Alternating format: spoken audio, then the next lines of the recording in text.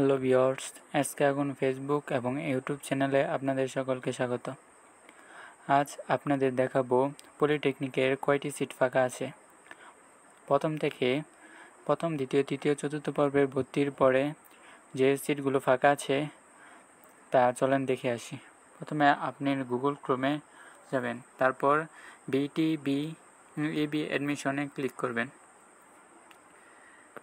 এরপর জুম করে দেখতে পারবেন প্রতিষ্ঠানের নাম ও তালিকা, এখানে ক্লিক করবেন। তারপর দেখবেন ডিপ্লোমা ইন ইঞ্জিনিয়ারিং, এখানে ক্লিক করবেন। পলিটেকনিকের গভর্নমেন্ট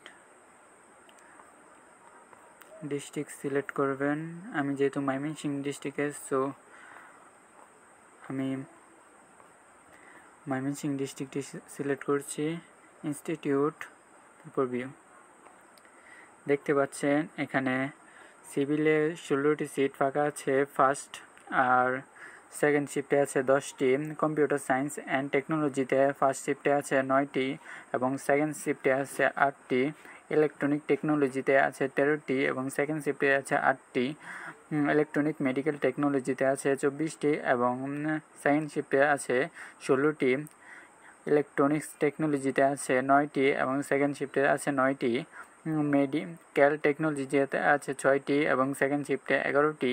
পাওয়ার টেকনোলজিতে আছে 18টি এবং সেকেন্ড শিফটে 11টি।